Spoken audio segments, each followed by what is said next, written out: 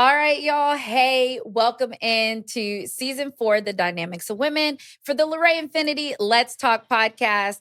We are here for another recording of this amazing season. I'm really excited. I'm going to let my guests introduce themselves. But before we do that, I want to say thank you to all the day ones out there. Y'all know what's up. The LRIT people, the listeners, our past guests. We're really excited because we're here in the Esperson building in downtown Houston.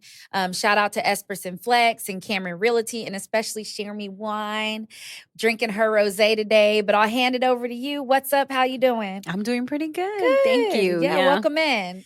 Okay. So my name is Deniz Lopez. I am 40 years old and I am a Libra to the core. Today I met with one of my leads for a project that is all about revitalizing empty lots in Third Ward. And I'm so excited about the start of this and involving and bringing together more community. And you are listening to LaRae Infinity Let's Talk podcast, season 4, The Dynamics of Women. Yes, the dynamics of women. So before we dive into anything, I have to talk about how we met. Okay. We met through Kanesha in Harambe Art Gallery, and we were doing Ladies in the Hat during COVID. That's right. Right? You remember that? And we were doing the production of it and taking it from in-person to virtual. And Kanesha was like, I was talking about my podcast, and she's like, oh, my friend owns a radio station. I was like, it surely can't be that easy, because I was manifesting. I was like, I need to find other ways for this podcast to be heard by more people on different platforms. Then I met you. I met Drew. I learned more about the radio station and Zen and the history and all that stuff. And I remember even during like the interview process, I was like, oh yeah, my dad owned a radio station. And then I was like, oh yeah, my sister was a mass comm major and on the radio. So it was really random how but not random, right? Like everything just kind of formed together. So I always will say thank you for the opportunity to be, one of your broadcasters as one of the owners. I think that's super dope. So I appreciate the things that you do in the community and who you are and how you're building and growing things out in a very intentional and purposeful way. Like a lot of people don't understand or acknowledge like the guerrilla work, that work on the ground, the things you do that may feel slow moving but have generational impact. Yeah. So thank you. I appreciate you for that. Thank you. I appreciate you being a broadcaster. Yeah. We can't do it without those voices too, I mean, we can, but we don't want to. Right. And then, also, I love being like all real radio so I can fucking cuss, all that. So it's super fun. So let's talk fast. Let's play a game before we dive in to your story.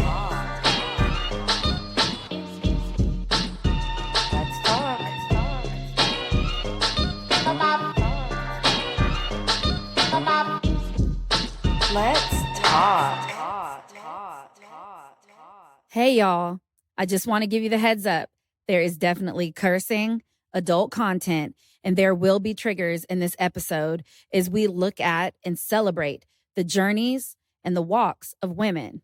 All right, so let's talk for real. Okay. So in this season 4, the dynamics of women, it really stems from the entirety of the podcast and talking about how this podcast focuses on women from all walks of life and how we grow, how we navigate the world, how we impact the world that we're in, and celebrating what we consider our often untold story, the pieces you skip over because you were uncomfortable or somebody is uncomfortable when you tell it, but also helping normalize some of those stories so that there's more research, there's more conversation, there's more protection, there's more normality around women and our processes and the things that we realistically have to go through. Just like with Black history and book bans, we don't have to erase the things for them to happen and for us to do other things. Like it doesn't have to be stuck. Right. And I also believe on this podcast, everything that we do helps other people on their walks and journeys too. Let them know things are okay. Even the fucked up shits, it'll be okay eventually. So yeah, I just want to dive in and, just talk about the things that are these these badges that we carry that are full of shame are really growth and beauty.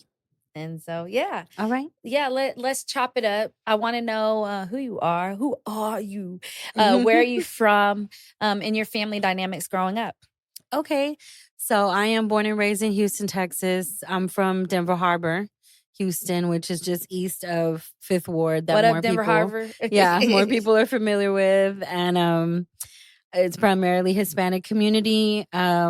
I often in conversations call it Little LA because it's a lot of um, very difficult Black Brown relationships between Denver Harborians and Fifth Wardians. Okay. And so that cross was not happening and was very frowned upon. I grew up in that kind of space, gangs and things like that, at a young age, being around and knowing about gang violence very young. But my family is originally from Second Ward, which is also in the East End. And my family helped establish Our Lady of Guadalupe Church, which is known as one of the very first churches that Mexican Americans were allowed to go to and thrive in and build on navigation. And so my family is still very involved with that church. And so part of our legacy as the Lopez family is in our work in Second Ward, Segundo Barrio. I love that. So are you an only child? Are you middle? You know, what school did you go to? How was your background in school? Were you like the nerd, the geek, the weirdo? Okay. I have two sisters. My older half sister, Myra, and a little sister named Vanessa. And yeah, so I'm the middle child. I did not know you were the middle. I was the middle child. I am, proverbially. I still got the middle child shit going on. I didn't know you were the middle child. I am. So let's pause for a second. Let's talk about middle children because we're amazing, but we have some fucking issues, right? Yeah. So what are your middle child things? What are your hangups? I mean, I definitely consider myself the black sheep of the family too. Like I think I exhibit those things. Like somehow, it was almost like the first child gets all of the no, you can't do nothing, anything. It's very like guided and everything. For me, it was still pretty strict, but they like got a little lackadaisious because they saw how rebellious my sister still was on the low. And then it was like, they went through me and I'm like, I don't know. I just was a certain type of person.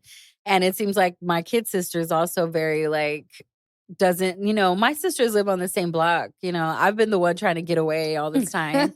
So, yeah. So, okay, the black sheep. I guess, yeah, that's a thing too. And I'm in this phase of life where I question phrases and words and stuff. And it's interesting because when I was younger, we used to have white days and they were our cleanup days because my parents, especially my dad, was really big on everything associated with the word black was negative, right? And when I think of being the black sheep, I think of like that clean ebony, like the one that's out in the field and all the little dirty ones because the white and the dirt They're kicks up. And I'm like there. So I am what you would consider the black sheep in the family. But regal. Yes, well, I'm even simple things like my level of openness and honesty allows my family to share things or people and all that stuff. So I enjoy it, but I do definitely say that I had an interesting mindset on being a middle child. I definitely embraced some of the things that I was supposed to have a challenge with. And I was like, okay, yeah, middle child check. Yeah. Yeah, I don't like that. And I do feel like everybody's attacking me. Because I do. I be feeling like everybody's attacking me. Yeah. They be sleeping on my gangster. That's all true. that kind of stuff. I need to lean into this more. Yeah, lean into that middle child. And you know the song. I be playing J. Cole Middle Child all the time. Oh, yeah. Count me out. I'll be like, yeah, they do. They do.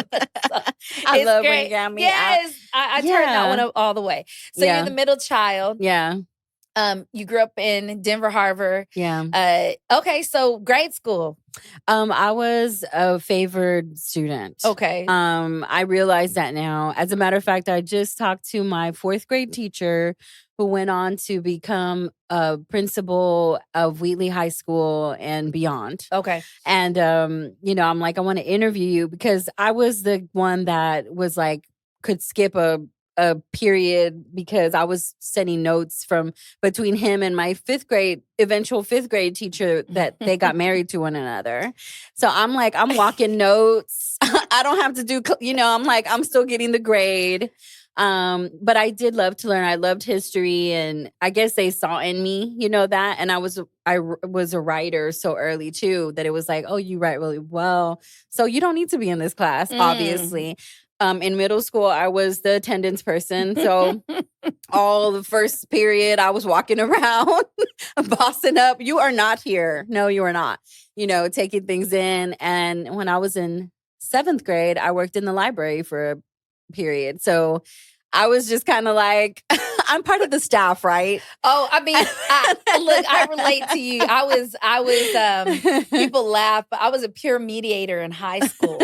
So yeah. The two people that had the conflict, instead of them getting sent to ISS, in school suspension, or anything like that, if it was non-violent, they would send them to the peer mediators. And we would sit there. So it'd be, the two, like, LaGina and Deniz beefing. Yeah. And here comes, LaGina. And she's like, well, how does that make you feel? And you're helping them out. Yeah. It's so funny because all those things, even the co-founder of a mental health nonprofit, as I'm doing it, I'm like, this is cheesy as shit, but it works. Yeah. It works. Does. Yeah. And it keeps you uncomfortable. Yeah. And in high school, I went to DeBakey High School for Health Professions, DeBakey. which was extremely difficult. Okay. And it took me out of a space where I was like, I'm number one. And I'm the top student, I'm the top girl, to you're like 112 or whatever out of 150 because our, small classes. I got a like diversity explosion too, which I had never been exposed to. So that was interesting, like learning other people and learning other cultures really fast and learning with them.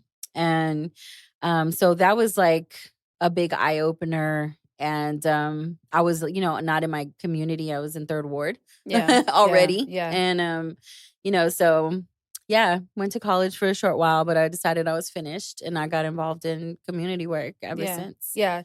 So go back to high school because a lot of people don't understand, or maybe people do. But what I see all the time, even like when a young kid walks by, you can tell that they've never seen somebody from another culture, right? So what does that look like for you in high school? In high school, right? Yeah, in high school. One of the first things that was interesting to me that I always remember happened, and we became friends later, but I had to take summer school, which I thought was so beneath me. But before I started high school, because they didn't offer algebra in my neighborhood, it was like, you got to have this. And so I had to do like a speed course of algebra before. Yeah. And so I was already on campus. And I remember I was like, had to go to the bathroom during a class, and I find this girl under our sink, and it looked like a hospital in there. So she's under this gigantic What sink. do you mean, like a hospital? Like sinks are huge, and everybody washes their hands. Oh, the same thing. The tub, the basin thing. Yeah, and a lot of the rooms were set up like hospital beds and things like that, and how you would properly like wash, and surgical labs and stuff like labs and things. Oh. Yeah. Okay. So anyway, I find this girl, she's sitting under the tub, the sink, and she's crying, and I was like, are you okay? And she was like, I made A- and my parents are going to kill me. And she was just like serious. And she, so white girl? No, it was an Asian girl. Okay. And I was just like, oh, I just realized I was in a whole new world for Another real. level. Yeah. And I was just like, wow, because it didn't mean that much to me. I mean, I was like an A student. I wouldn't be later in that school, but I just didn't understand. And I was just like, this is the type of people that are here with me. Their level of like commitment, and the dynamics in their families and their cultures is very different. Yeah. My valedictorian was Russian. Okay. I'm like, and I love that you say that stuff because like, you know, a lot of people don't even realize that here in Houston, the Third Ward, it also has one of the most like prominent, rich neighborhoods in the city, in the fourth largest city in the country. Yeah. And so when you say DeBakey, like that's a highly competitive school, and it's diverse, and it's diverse in the way of real diversity, not diverse in we're diverse. Oh yeah. You know, it wasn't like everybody was bussed in. This is just what the fuck it is. Yeah. And you know, I mean, it was like the best of the best that were there, and I thought it was like super cool. I mean, it was mostly Black at DeBakey. Yeah. And I don't know if people like really think of it that way, because every time I would say that, like when I was doing like summer internships at hospitals, like, oh, she goes to DeBakey. Ooh. But it was like, it's Black folk. This is the most, you know, we had like white people sprinkled in, Latinos like in and out of that situation, and then other. Yeah. But white folks were the minority at DeBakey, you know? And I mean, people really thrived and we learned, but it was like just real, really, really real. Like I had never seen an Indian person besides at a store. Yeah. Behind the counter. So I'm like, now I'm learning with their children, learning about their food and their culture. And also about like how their communities worked. And it was quite a thing. It's a real thing. And I love the fact that people go real hard on public school, and rightfully so. Public school can be quite fucked up. Yeah. But one of the cool things that I do see that happens in a public school, especially one where it's like the proverbial melting pot, is you get to see and learn other cultures and everything else. I remember even, you know, being in high school in the locker room and being like, oh shit, they wash themselves different than us. Or, oh, their bodies look different than mine. And just stuff that you would never know unless you were in culture. So I heard you say something about you were A's. Get to DeBakey, you had to take that summer school. Old girls tripping under the sink about A-. You had A's. When did the A's go away? I mean, that school was very competitive. So I think like there was some people that were really in their books, you know, and I had to be bused to the school. How long was the bus ride? I mean, I think I would get home like at 6:30 at night. And I was one of the first to be picked up. So I had to be at my stop at 5:30. In the morning? Yeah. So you were pulling 12+ hour shifts? Yeah, pretty much. Wow. Then it was like, get home, eat something, do a lot of homework, a lot of studying, and go to sleep and get up and do it the next day. So my social world, my family, extended family, it was just total collapse because I didn't have time to talk to anyone. My weekends were like catching up, you know, doing the work and trying to excel. But there was some people that, I mean, it was just like, it was so strict that there was just no way you could compete. And there was some people in my school that were paying people to take tests for them at the end. You know what I mean? So they got it like that. So I mean, we all know how that goes for college athletes. Yeah. Right? You know, I mean, and so it was super competitive. And I think it was just like, how can you catch up to someone that is just like, that's what they're all about. And their starting point is different, right? Absolutely. Like I learned how to type on a typewriter. You know, a lot of them were on tablets back then. Damn. That was not my experience. Got it. Yeah. So what was the decision from your parents for you to go to that school? And was there a school closer? Obviously, right? Oh, sure. Yeah. It would have been Wheatley for me. Okay. Oh, okay. Yeah. But I wanted to go into the medical field. That was my passion. I wanted to be a pediatrician. And then I really fell in love with mental health work. And so I spent 2 years working at the Harris County Psychiatric Center while I was at DeBakey. In high school. How did that affect you? Because that's some heavy shit sometimes. Yeah, for sure. I loved that space. I learned a lot about how their systems worked. And I learned about people that I always thought it was so interesting. Like, we have all these ways that we're like conscious enough to say, how are you? If someone says, how are you today, LaGina? You you can feel like whatever. It can be terrible. Yeah. But you have the mental structure kind of to these, there's like, I can't think of what they're called, but Social it's like normalities, yeah, maybe? that like these social like blockages to say, I'm doing pretty good. Thank you for asking. Yeah. And moving on. Yeah. Well, people that are like working on mental health or have mental health issues, they don't got none of that. And I would be there in the morning. So they were doing rounds. And so we'd meet with everyone that was there, checked in. And they're talking about, whatever. And if you ask them how they were, how they felt, it was like, they're going to tell you the truth. Whatever they're seeing, whatever they're thinking, And over time, I really enjoyed that because there was no hiding their truth.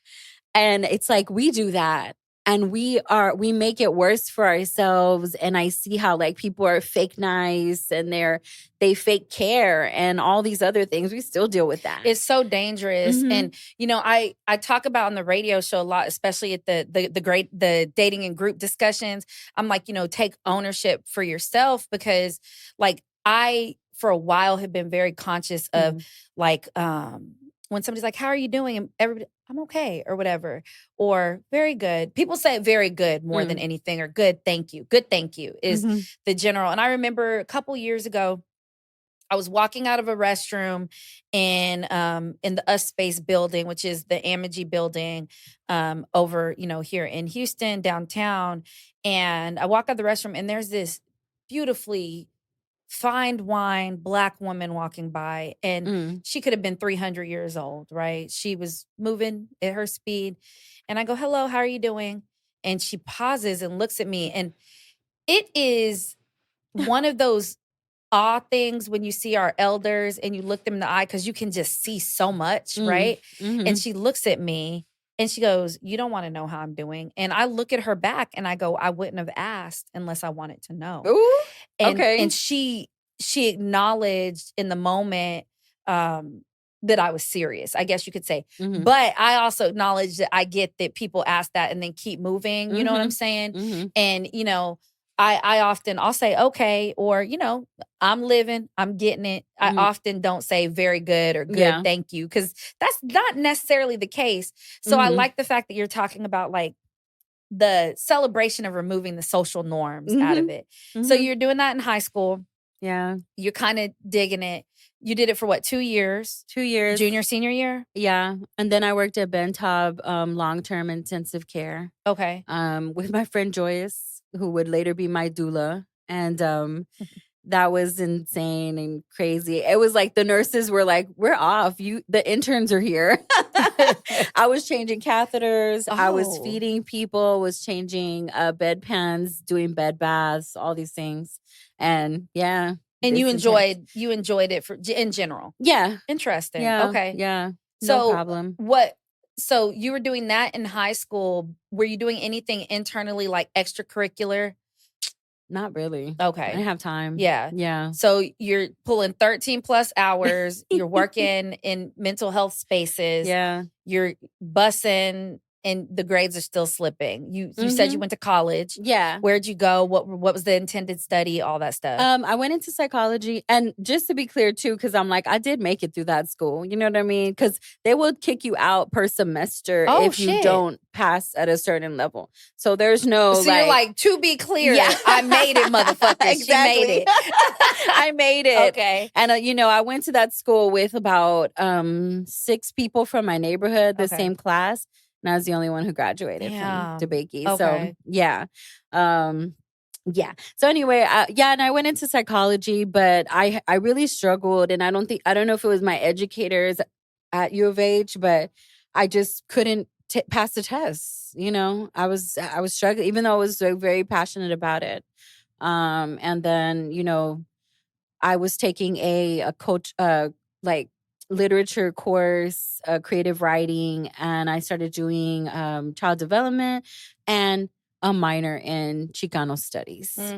And that's really where I just started to thrive, and I learned more about like social work and social justice, and that's just where it would happen. And that's where I read, and I always say this too, like I read Sandra Cisneros' House on Mango Street, and there was a particular chapter called Gerardo that changed my whole life. I don't know how. It's about a page long. Yeah. But it just impacted me so much that I was finally able to another level see the world through somebody else's eyes, and that was through the eyes of a migrant, an undocumented person in the United States. And my mom is an immigrant to the United States.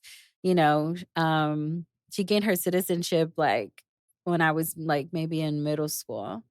So I'm like, somehow I missed it, you know? And yeah, so I'm like, that opened my eyes to so many things, and I became a immigrant rights activist after that. Okay, yeah. And one thing I remember, Deborah, she was season 2, and we were talking about the fact that, immigrants' kids, especially when parents or family members not on papers, how it has you moving different, right? Even you keep your head down. You don't want attention because you also don't want attention on your family because you don't want people to start looking into things and authority. Was that kind of your case in some ways? Like, how did that affect you? Yeah, I think I didn't really understand. Yeah. And I think too that it wasn't like it is now where it seems like it's such a big thing. The block is fucking hot. Yeah, and where it's like they have, detention centers and all these other things. Like those things were happening when I was getting into college. But when I was growing up, it wasn't like I really didn't realize the impact that it would have if my mom was ever at a traffic stop and see that. And I think maybe unknowingly, like my mom was protected because she didn't go to work. She didn't work. She took care of children. That's how she brought money into our home. And she didn't drive until after she gained her citizenship. Yeah. So things like that I probably didn't even like connect that were reasons that she wasn't doing certain things. That you could things. just easily pass off for her being a woman. Yeah. Right. And it was like, there was probably the fact that she could, be deported. That she was, now it's like, it's insane. I mean, I have friends that are, immigrants, and I mean, it's just like they could run a stop sign and that's it. Yeah. Their life is over. Yeah. In the United States. Well, their life could legit be over in some of those detention centers as well. Absolutely. And, it even takes me back to, I'm a Trekkies kid, so there's that. But it even takes me back to Card season 3, season 2, they like get time warped back to 2024. Okay.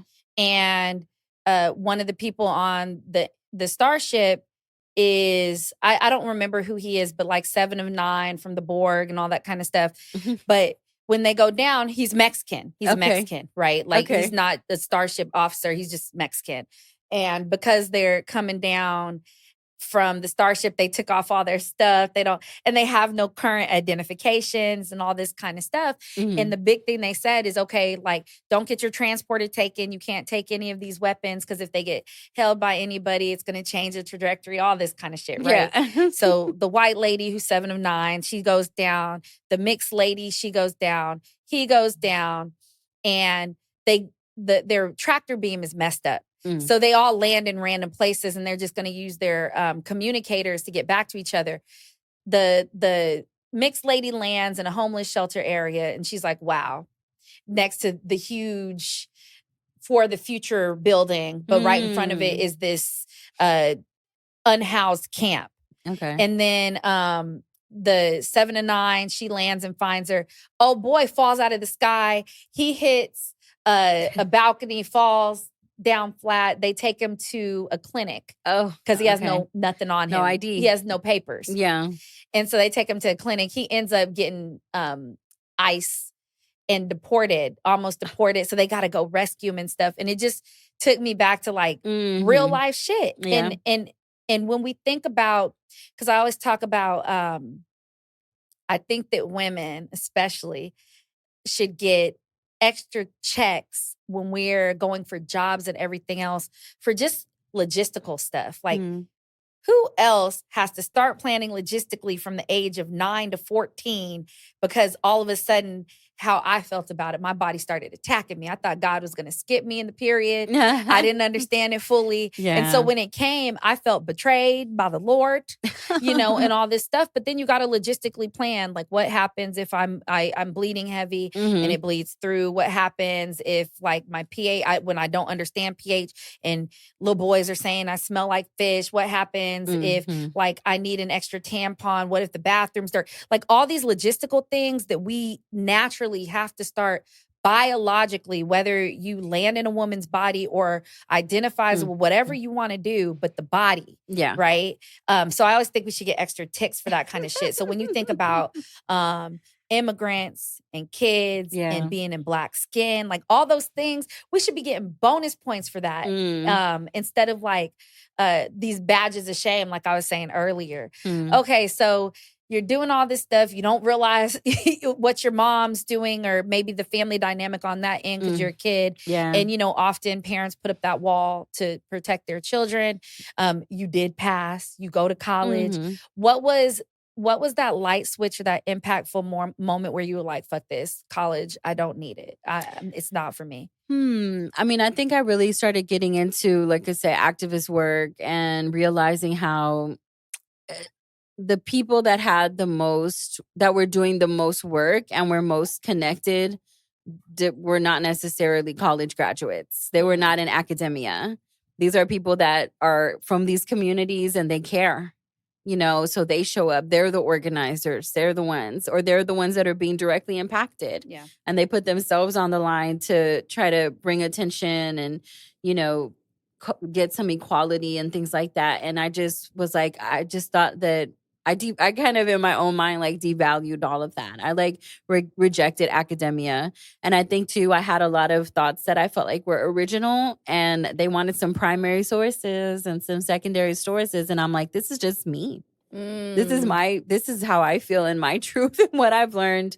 And it just didn't fit with the structure of schooling. And so I just started to reject it, And so, and I was already became the lead in in an organization that I joined. That's a national organization.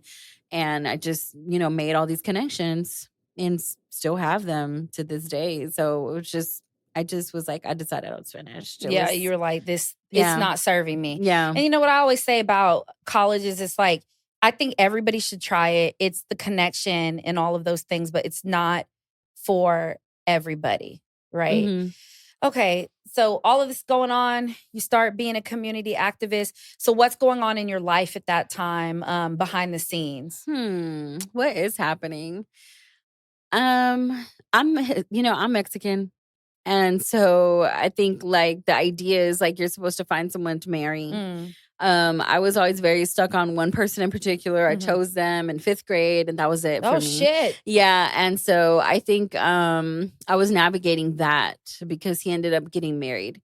How old were you when that happened? I was maybe 21, 22 years. No. Yeah, maybe 21, 22 years old. When that happened. And so kind of what I had decided for myself was not happening or wasn't going to happen. The thing you saw. Yeah. And so I was just like, okay, what now? But I started doing youth ministry. I was raised Catholic. And so, kind of going from school at DeBakey to college. And, my cousins are like, oh, we're doing this thing. We had an amazing youth minister, Arnold Alanis, may he rest in power. And, we just all would be at the church. And so that's what I was doing in my spare time too. So we started a thing called Sorority of Faith for young women to, it was a women's sorority for Jesus. Yeah, for Jesus. Yeah. And we would do the going to Freeport and, retreats and things like that. Okay. Faith night, praise and worship.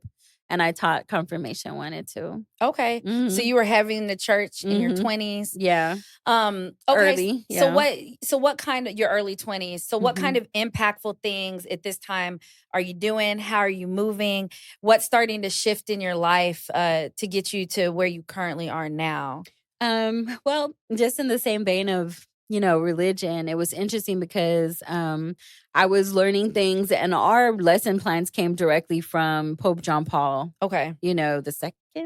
And, so it was interesting to be in a classroom, and I was really trying to teach kids how to apply this to their real life and not just, be like, this is in the Bible and it's the past, but how do you make it work for you now in the future? What do these stories mean?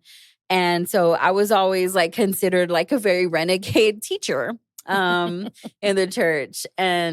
But at the same time, as I'm learning about activism and I'm learning about history and how we got here to this space of how people think about us, racism, our dynamics with other Black Indigenous people. I don't even have no idea about indigenous people, original people. No, because all that stuff is skipped. Like if we're really talking about it, even it's really interesting you say that, the not know, because even for us, because we're like millennials, all that kind of stuff. Yeah. And we think our not know is a lot. But I was talking to my mom in passing, Mama Harris, shout out to Mama Harris. Yeah. Hey mom. Talking to her in passing. And one day I had said something and she goes, for me, I feel robbed because I didn't even know that I didn't know the stuff. And she's like in her 60s now, learning shit that like, I would never say we take it for granted, but just we're like, oh yeah, we know that, right? Yeah. And this is stuff that even is the smartest person I've ever known, right? She just knows shit. Yeah. It's even like, it's just been never there or removed, right? Simple things like the one Black character to hold on to was in Star Trek, and that was it. I thought you were gonna say Star Wars. You did have Calrissian, but it was but even the fact that we can pinpoint those, right? Yeah. So it's interesting that, you're saying didn't even know about indigenous, which we were calling Indians. Yeah. And then we're calling them Native Americans and all this kind of stuff. It's like, no, it's indigenous because it means something different. Yeah. I mean, I had no idea. So as I'm learning these things, I remember like I was looking for Chicano studies stuff because I was in that coursework, and I like happened upon the wrong section at the Agnes Arnold Library, and I found like old texts that were translated from Spanish priests that had, were going on these voyages and stuff, and they're writing about what they see when they land in these foreign lands and everything. And I'm just like, wait a minute, that would change me as well. That's not what they told us. Yeah, that's not, and just understanding like the lie, and also understanding like something that we have to take into account, like as brown people, is that we're made up of a slave master, a colonizer, and original indigenous people to the Americas. Yeah. We're both of those things. It works inside of us. It's always battling. So I think part of like the people that I came around were really trying to find these original pre-colonial ways of thinking, of moving, of building community. And so I started to reject Catholicism, Christianity pretty much altogether, and started to learn about like nature and, a lot of other things. And so that was a lot of what was happening. I was becoming politicized. Right. And am I a Panther? Am I a brown beret? Am I involved in, Maya Danzante? What am I doing? And then, it came into the MECHA, which is a national organization I was the president of for a while, was working alongside a group called Sankofa, which was at University of Houston too. And, it was a Black, they're trying to find their origins, their original things, their ceremonies. And we started talking about kind of like the homeless issues in Houston and trying to see, like, can we build around that? Didn't really work out, but we built, just contacts and communication. Yeah, and sometimes the conversations are a powerful part of it, because sometimes the conversation just creates the seed for something in the future. And that's how I connected that's how I really, connected in Third Ward, because we're at U of H, we're there. Yeah. And, just seeing like what's happening, and we're looking at those communities, that community in particular, to mirror how we should be organizing in our community. Third Ward has always been that quintessential place for that people go to try to organize themselves. It's a staple. Yeah. And, the Shape Center, Seha, all these places that were like, it's real, it's African people, it's Black people holding it down. They have their museums, their galleries, their spaces.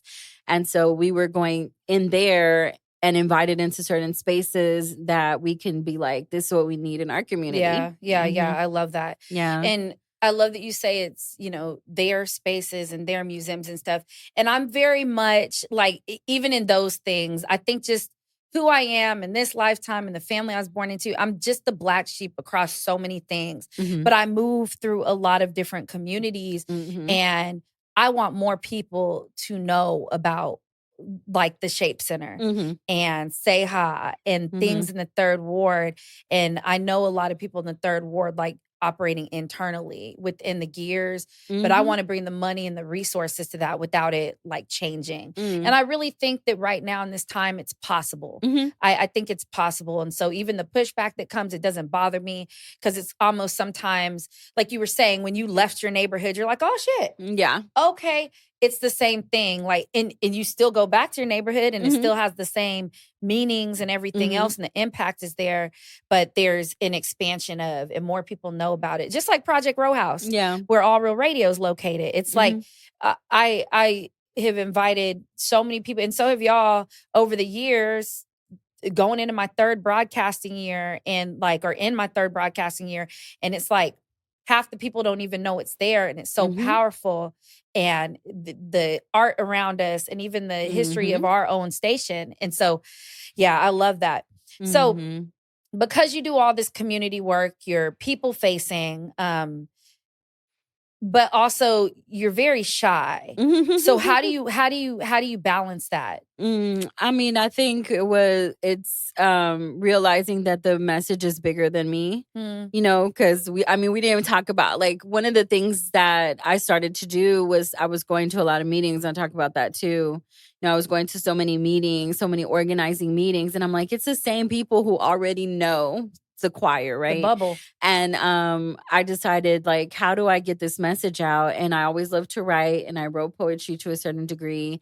And here I'm becoming politicized. So I wrote, we planned an event for October 22nd, which is National Anti-Police Brutality Day. And not a lot of places know that. No, it's not a nationwide October 22nd. Yeah, we know. And, anti-police oppression.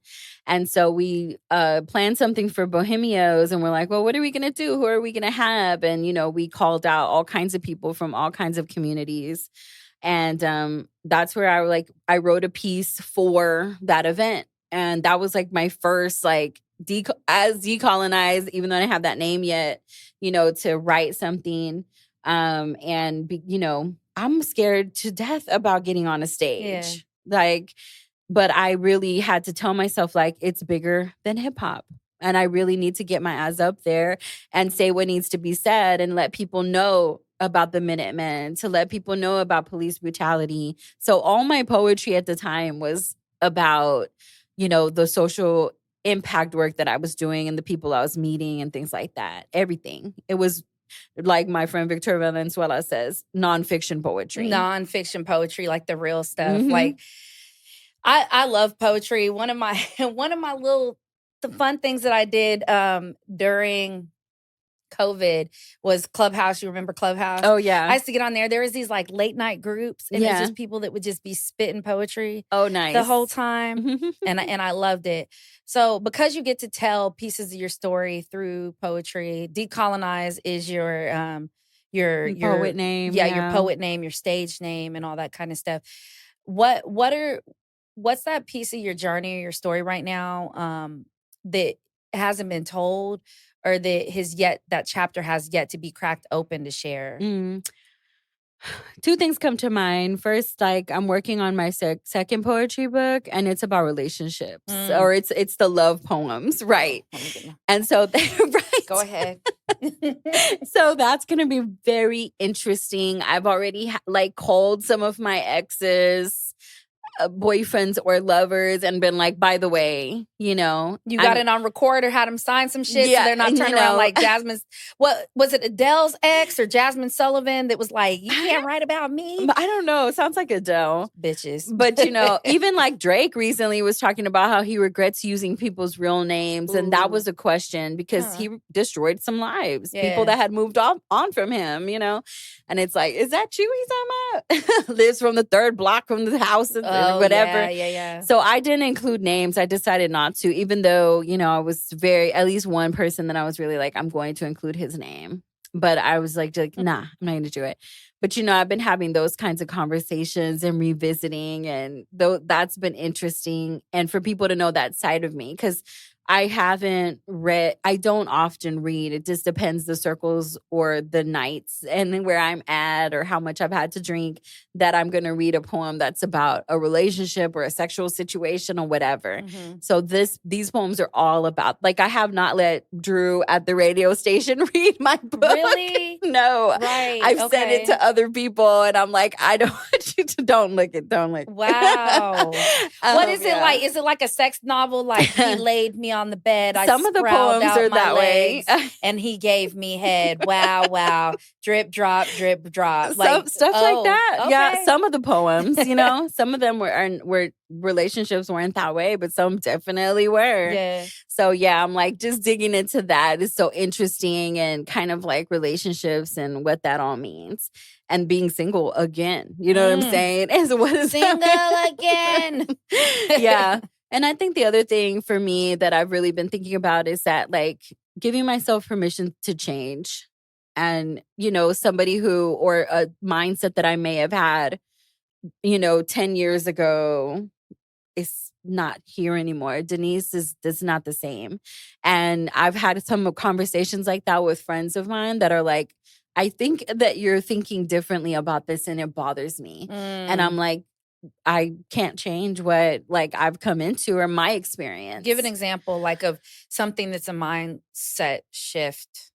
How I feel about politics. Yeah. You know what I mean? And even community dynamics, I was just telling Crystal, yeah.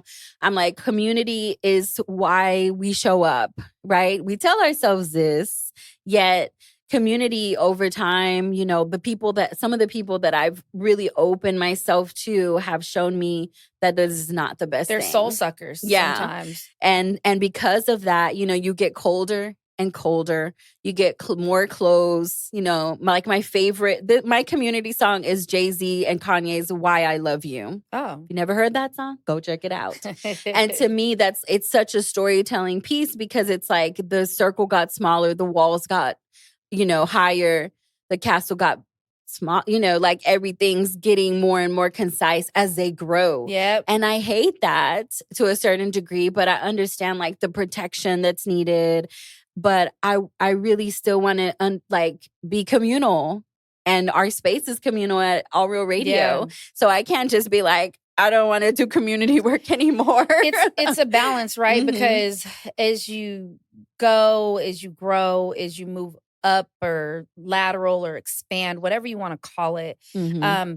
But there's also the awareness of like I was saying, those soul suckers. There's also the awareness of you have to have people around you that aren't depleting you, especially because you are depleting yourself in the work that you're doing. Yeah. So it's interesting because it does start bothering you a little bit. Because I was talking to my partner the other day, and I was like, if you've noticed, there's a lot of people that know me and a lot of people around me, but my actual circle is not that big. Mm-hmm. There's my circle, then there's a circle, and then the circle, and then the circle, and then the circle. Yeah. But that middle one is not that big. Yeah. I was dramatically, I have no friends, right? Dramatically, of course I have right. friends, but I have no friends. Mm-hmm. When you think about it, but I think that that's some of the sacrifice of doing the community work or being in media and that side of it. Yeah. Because people don't understand, on the mic, this is 100% me. Mm-hmm. But also when I'm not on the mic,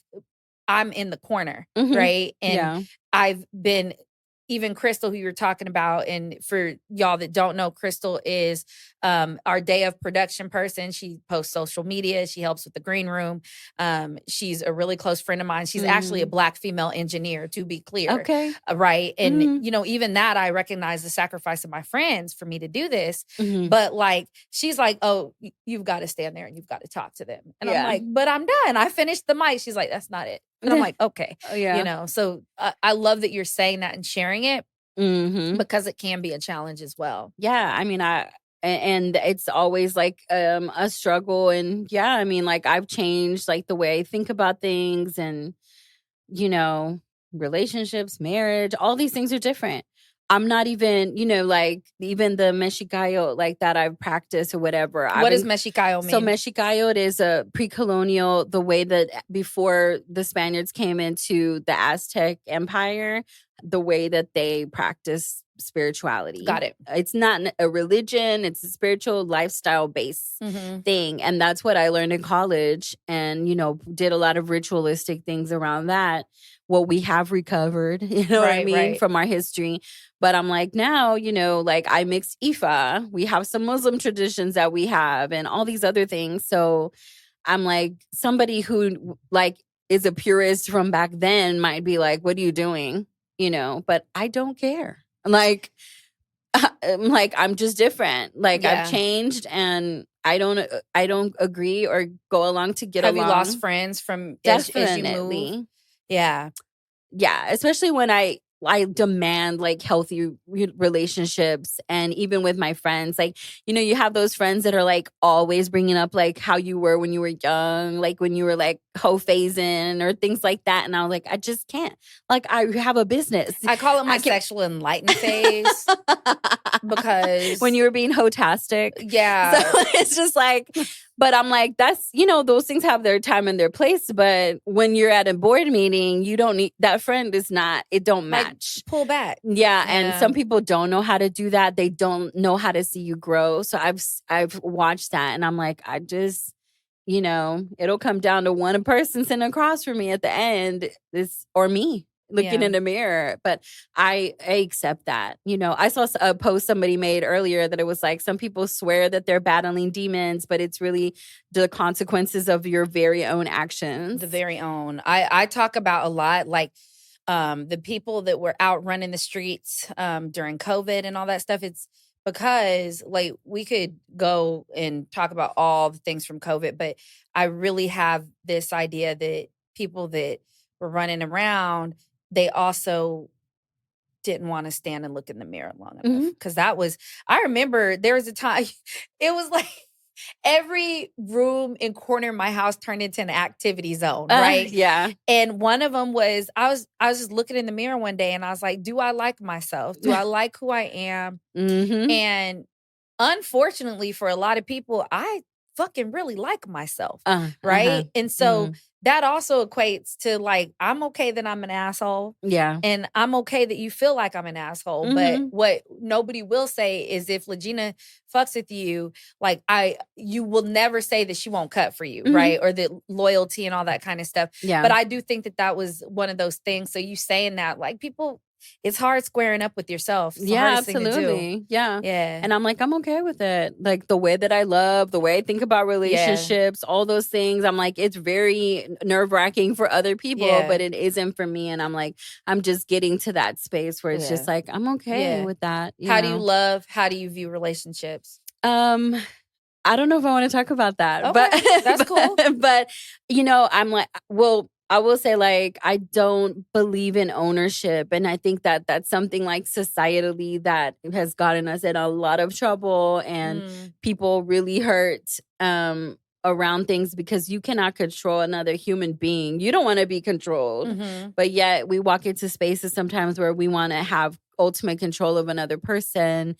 And I find that interesting. And, you know, I have to work on those things too. Cause like, you know, jealousy shows up and all these things. But I'm like, at the end of the day, I know that what I bring to a table is not going to be the same that you do or anybody else. And so if you really think you're replaceable, then that's really your own like mindset as opposed to someone else. And I'm a Libra, so we like have room in our heart for a lot of different people without feeling at all like we're not have abundant love. Okay. And okay. Well, without going too far down it, I feel like, I hear some sister wife shit, but hey, it's a good series. I believe in reality TV. Yeah. So all good. I love that. So because I know you personally, I also know that you have a little baby girl. Yes. So we got to talk about the babies a little bit because, she's adorable. She don't fuck with me. All good or whatever. But, and you also said you have a doula. And some people know, some people don't know, but I have no kids, and clearly not married. This ring finger's ready to go though. Oh, no, okay. No, not really. I still feel like I'm gonna straight up be the runaway bride. I'm like, wait. I'll be right back. I just need to smoke one more time. I'll be back. I left something in my car. Right, like I gotta go. Okay. Where's LaGina? She's in Jamaica. She'll be back. Y'all stay there. But in all that, like I do have a doula. Like I have a crew doulas. So, when and if I decide to be in a relationship where we decide to have a kid, I have that because I also know that death rates for Black women are ridiculous in a 2023 world, and it's scary. I don't know one Black woman that has found out they were pregnant and was able to just be elated, right? Like, oh my God, I'm pregnant. It's like, it's either I could die or, well, damn, and it's a scary thought. And I think for me, it has also played into me making sure I'm not pregnant. Like, do I want to die just because somebody looks at me and decides I'm not worthy of good health care? And that's a scary thing, right? Definitely but you have a kid, you've been through health things. So like kind of go through that with me. Yeah, so I had throat cancer that was diagnosed with papillary thyroid carcinoma in 2017. What does all that mean? It means that I had so papillary thyroid carcinoma, it's cancer. Yeah. In my throat, it had taken over lymph nodes in my throat and it had attached itself to my thyroid, even though my thyroid was healthy and productive. It had to all go. And most people actually have papillary thyroid carcinoma. Like if you have an autopsy at the end of your life, they'll be like, oh yeah, there was cancer in her throat. Most people have it. It's just so slow moving for most people that they never have to deal with it. But some of us do. Okay. Depending, on your hormones. So I had to have my thyroid removed and a lot of lymph nodes. I had to get my right arm to work again and all these things. Within that shift, I got pregnant. And so, I have a daughter. She's 4 now. And she's crazy. She's a whole human. Yeah. Yeah. And I'm astounded, by her. Because I'm like, not long ago, you were very reliant on me. And now she's like, wakes up and takes out her tablet by herself and don't talk to nobody, But, it's wonderful. It's challenging. I don't know where she came from. Well, she told me she came from the stars and aliens. So I know where she came from. These kids are on a whole nother level. Like I believe in evolution. And I think that right now we're in a time where we get to see it in real time. Yeah. Because these kids, even the COVID kids, and they're going to have to rewrite baby books because you know how babies in the head thing, these motherfuckers are like, good morning, and holding their heads up and stuff. She was born like that too. Yeah. I don't want her to be afraid of anything. I told my family early because their worry words, like, don't tell her she can't fly because I think she would figure it out if you don't set that boundary. My child can levitate if I don't tell her she can't. And I think about that in all aspects. Like I want her to be the kamikaze getaway driver, whatever the heck, she wants to do. And I want her to like not be afraid to try things. Yeah. And that's a scary thing to say, but I'm like, it's like you came through me to give us an experience of you and you got to like learn and do as much as you can. Yeah. So she shows us and she tells us and she's like shifting away from her baby talk more and more, of course. But I've been lately, like she'll still talk baby to me. early in the morning or late at night. What's baby? Like, what's baby tie? Like, it's just like Baba jibber and jabber. mommy and No, it's like jibber jabber. And Oh, okay, so okay. I'll record her speaking, in that way. And like, I just wanted the archive of her, like how she had her own language. Yeah. And it made sense to her. She'll be laughing and talking and everything. And I'm like, it's just very interesting. Yeah. To experience. My her. nephew's he's 8 now, but I've gotten to see the shift because I even remember one of my line sisters and Asia season 1. She's one of the episodes on season 1. And I was in the birthing room when Riley was born. Asia has made me swear never to tell the story anymore because I used to tell it in great detail.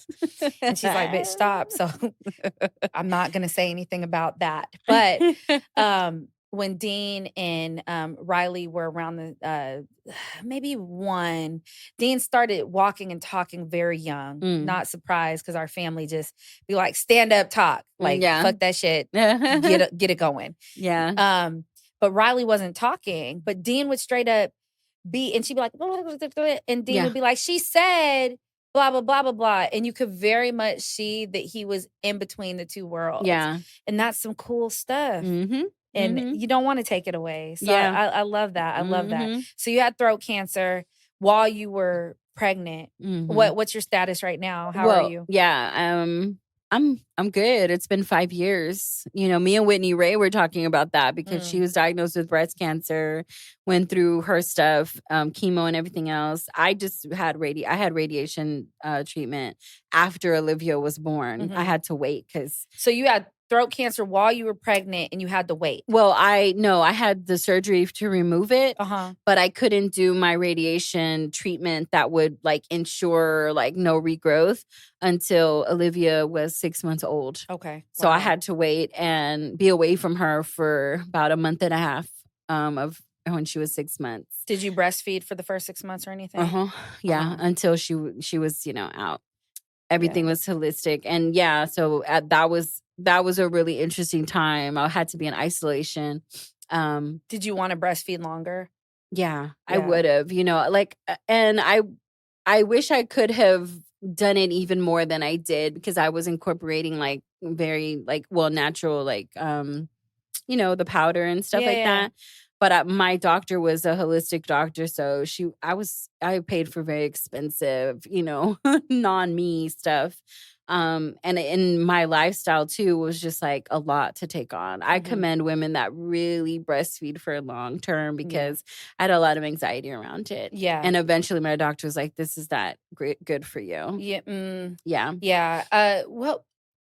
One of the episodes from this season, one of the ladies was talking about just birthing, and I think it was breastfeeding. She's talking about actually she had to stop because it was having a negative effect on something. But I even remember my sister Zenobia. She's in season 1.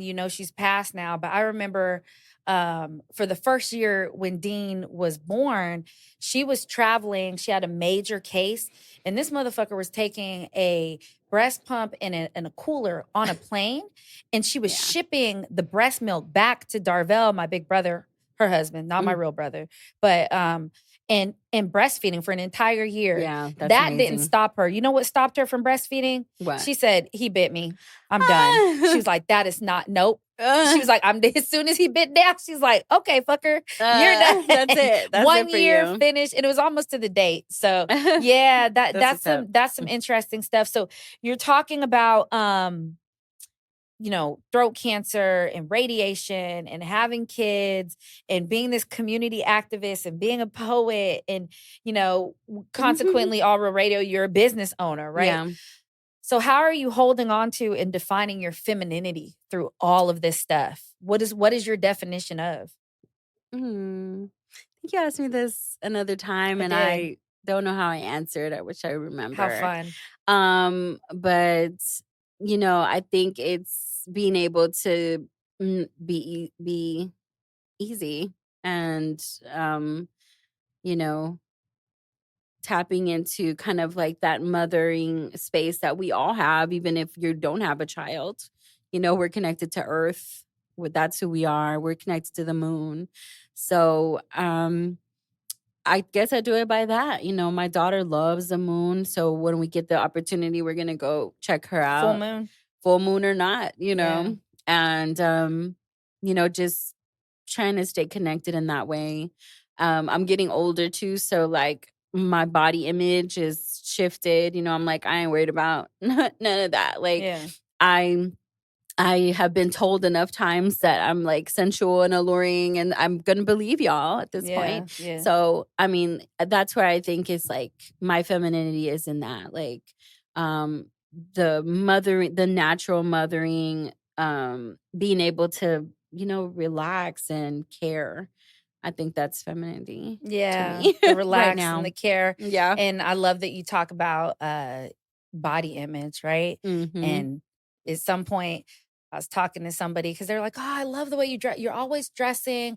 And to the point, I think there had to have been a shift at some point because I have not lost weight, Mhm. but people think I've lost weight. Okay. And it's because I think in me just being like, fuck it, LaGina, you have one life and love, not like, but love what you have. Mm-hmm. And as you need it to shift it. But while Mhm. you're in it, do it very well. Mhm. It has changed some things, right? Yeah. It has changed a lot of stuff. So body image is always a challenge. And it's really funny because when you think it's not a challenge for somebody, that person has a challenge. The skinny people, they want to be thick. Yeah. The tall person is tired of hitting their head on a ceiling. The short person, like all the things. Yeah. And the grass is greener type shit, right? Yeah, definitely. I love asking this question. I asked it every season for all 4 seasons. Okay. Would you rather be crazy ass rich, however you define it, money wise? We're not talking about, I'm crazy rich. Yeah. Or deeply in love. I'm going to go with rich. Okay. Why? And what would you do with the money? And how much is crazy rich? Crazy rich is not baby billions. It's lots of them. Trillions. Not baby billions. I love that. We're not even talking about millions. You talking about not baby billions. Okay. Yeah. I mean, I'm like, kind of like the Rihannas, the Beyoncés. Like, I'm sure they don't ever really look at their bank accounts. They just buy what they want and have the things that they want. And I think about that because love is fleeting and it moves a lot. And so, I don't know if I would need that. I have a kid. I think it's kind of like unconditional love. I don't know if I need deep love. But I would choose rich because I want to, travel, see the world. I would make sure that the communities that I care about have those things that we talk about, like they need. Like I want, the Houston Museum of African American Culture to look like the Holocaust Museum. You know what I'm saying? And that's that external resources we were talking about. Right. And that, it comes down to supporters, community, all those things, just having those resources and things. So I think I would be happy that I would be able to, create a lot of those different spaces, So crazy rich for the purpose of impact. Yeah. Because you're saying that you already have the eternal and unconditional love from a child. Yeah. And then, the rest of it could be for the birds. What do you like about yourself right now? I think that I'm very understanding.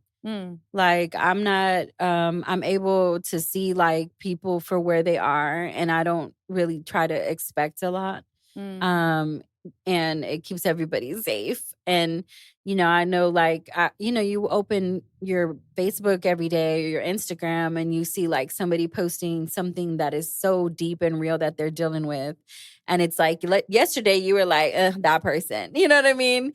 And I'm just like, you never know what someone is going through. Never know. And so like, I like that, I can look at something and my expectation or what I think, what I guess I would perceive that they should have for me or pour into me, I can be like, I understand why you can't do that. You know what I mean? Like, I really don't take it personal like that, The only time I take something personal is when it's personal, But otherwise, I'm just like, I get it. Stuff, things, you know what I mean? Loss, grief, family, health, And I just am like, I can't expect somebody to like be all the way on for what I want them to do and be about.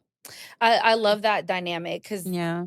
for me, I feel like I naturally operate at this high, quick frequency, and over time have realized outside of the bubble, when you get out of your bubble, that that's not everybody's thing. Mm-hmm. And then, but the thing that I love to hate about myself is like I expect and demand excellency from the people around me. But I Mm-hmm. also need you to define what excellency is. Mm-hmm. And I can respect that, right? Yeah. Especially if you're not selling yourself short. So Yeah. it's all about the perspective. But I love that you say that. And in the same nutshell, what's something that you wished or you're hoping or you're working on liking about yourself that maybe other people have seen that they like about you that you're like learning to grasp? Mm, um, I guess I think about, like health wise, I can always be better. So that's something that comes to mind. And I don't want to be like lackadaisical on those things because it'll run away from you. And then I'll be seeing doctor now, and Yeah. I don't want to do that, you know. But I know like my partner is extremely observant of me and things, and we spend a lot of time together. So he often is like, your energy field sometimes is like rough. And I would like to work on, being better about like, holding down a space that's open, even when I'm going through things that are personal. Because people, like him, he'll be like, you were mad about something. And I'm like, no, I'm like thinking about things that I'm dealing with or going through, and it doesn't really have anything to do. But when people are around you, they think like, oh my God, she hates my guts or something. Yeah, but I always push back on that Mhm. because people's problems with me have nothing to do with me. Yeah. And also people's insecurities that play when they're around me have nothing to do with me. Like if Yeah. I'm sitting quietly and you think it's because I don't like you, that's your insecurity That's because you you, never yeah. asked me. Mhm, Right. And I think that mhm. that's really important too. So I also operate in that space because the people that Yeah. know me, they know me. And the people that want to know me, just ask. Yeah. And if you're intimidated, I'm probably not the person you want to know because that's like one of the agitators of me Yeah. is people that Assume. assume Yeah. or seek some over approval from me. Even, I'm walking through Comic-Con because I do Comic-Con, Comapalooza specifically. Yeah. And I have my steampunk on and I'm feeling super sassy. I got my corset tucked in and I'm walking, Dean's around, mom's coming through, and this lady walks by and I'm looking at her. I'm just kind of looking around because so much to take in. Mhm. And she's like, smile, you're at Comapalooza. And I said, I'm having a great time. You know what I mean? Like, Yeah. I don't need a smile. Like everything that's going on in my head's moving 5 million miles a minute. I'm looking over at the Lego thing. The Lego thing's almost done. There's a panel going on. Dean wants to go over here. Mom's trying to go here. And I'm just enjoying it. I'm with Yeah. my family, Mhm. 3 generations walking around. So we got a new nerd in the family. Dean's all cosplayed out. And she's talking about Cute. smile. And Yeah. old LaGina, I'd have been like, shut the fuck up. But I was just like, I'm having a great time. Yeah. Yeah. Yeah. And maybe it's communicating better because I think like sometimes I won't say what's going on, Yeah. and then people can feel away and stuff like that. And it's like, if I want to nurture a space that people feel safe in, then I probably need to say, hey, this has happened. Yeah. You know what I mean? Even if I'm not going to expand, and I definitely have to work on like trust and things like that and how close I let people in. That's like a constant thing. Yeah. But I mean, over the years, and I know, and even, even in this, like you've built walls, right? And the walls have been necessary. And when you feel like they need to come down, even when you get the inkling, bring them down, right? And you just have to, and you do, and you will, and you have the discernment to kind of figure that out. And I think that that's one of the most powerful things, because walls are important because they protect your mental health, Mm-hmm. but also they can also hinder from growth in some type of way. So we're coming to the end. Okay. I want to wrap up by asking you, what is something that you really want people to clearly understand about you, D. Lopez, decolonize, Deniz Lopez? Like, what is something clearly that you want people to understand about you? That's a hard question. Mm.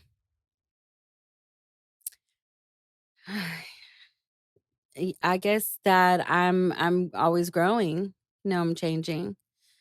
I guess that that's my easy Yeah. answer. Like, I'm growing and shifting and stuff, and you're probably gonna meet me in some iteration. It might not always stay the same, you know?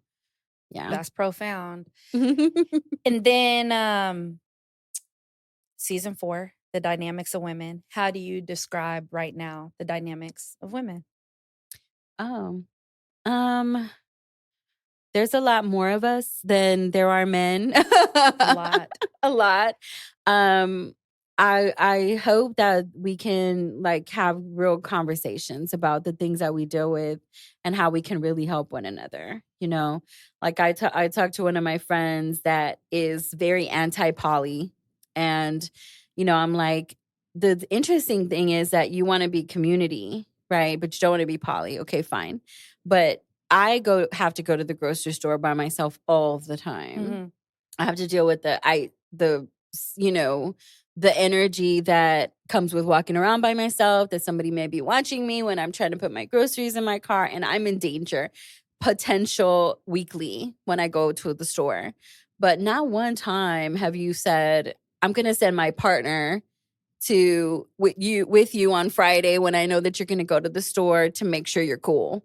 You know what I mean? Or help you get in your house because you got like all these groceries. Not once, And she's like, but I'm like, we got to get real about what we talk about, community. Yeah. And community and communalism. Like, are you really there? Do people have to ask you for help before you help them? Can you just know what people go through and help? Yeah. And for women, like, I think we've often been like, put up against each other and like competitions and stuff. And I'm like, it's just not necessary. Like, I cannot be you. I can't be any other woman that I'm ever around. And, so we all have stuff to bring to the table. Yeah. So I always talk about the importance of the conversation and the entrance point, and even how stuff is presented to us. Just like when we say women are called underrepresented, right? Are we? Because we're in our communities and we're highly represented and we're underinvested in. And so even the word poly, and I question that kind of stuff, right? Because I feel like that's separate from community. Because when you're talking community, like, how does that really show up? And it's really interesting. Nation, our guys over there, All Real Nation with No Flags, they the other day on the radio, they were talking about a song, and this woman was like, you want me to be a woman and you want me to do womanly things, but what is your definition of being a man, so that I don't have to do the things that you're saying are men things and I can do the things that you think are woman things? You want me to be a woman, but you don't walk in my house and take out the trash. Yeah. You don't ask, or wait for me to get to my car and it lock and me drive away. But you're worried about me, holding a gun and protecting myself, but you're not doing the things that should be put in your lap if you're saying you want me to be more womanly. So it's a very interesting topic. Yeah. But okay. All right, y'all. This is the end of the interview. Okay. I appreciate you. I appreciate your time and the space that you share and the things you're doing in the community. I hope you keep growing. I hope that every Deniz D. Lopez colonizing person I meet is a new iteration that's what you feel is better. Yeah. So there's so much to be said about everything. I'm going to flip over to my script because we all know that I go on to go off to go on script. I am on script. Okay. Thank y'all for listening to yet another episode of season 4. As y'all know, this is the last season, and we have amplified. We got lights in here. There's lights over us, lights under us. Feel like lights going through us. We got this beautiful setup and stage and everything. And I appreciate you sharing a piece of your journey and your story with you as you move through it. Listeners, if you like what you're watching, subscribe for those episode drops, share, and keep enjoying. Comment. I love comments, and we'll talk to me. I talk back like Sisters Who Kill say on their podcast. Talk to me, I'll talk back. But is you're moving through the world, as you're figuring out who you're going to be and how you're going to contribute to your communities and the world around you. Be kind to yourself. Check on people that you think are good, because you never know what people are going through. And as always, tell your story. Be your own brand. Live your truth and stand in your moment. Thank you, LaGina. Yeah. Thank you for always creating these spaces too. We always tear up when we start to talk about like all the beginnings of things, and it's still going. So yeah, I'm excited. Next week is 9 years of All Real Radio, and it's amazing. I'm like, I couldn't have imagined. Yeah, June 8th. Yeah. Day also Kanye's birthday. Anyways. All right, y'all. My name is Deniz Lopez, also known as Decolonize. I am 40 years old, and you just listen. Oh, I hope y'all enjoyed this and will dig deeper into your own stories and the things that from your past that make you who you are today. You just listened to my story as I live my truth and stand in my moment on the LaRae Infinity Let's Talk podcast season 4, The Dynamics of Women. Thank you. All right, y'all. Till next time. Peace.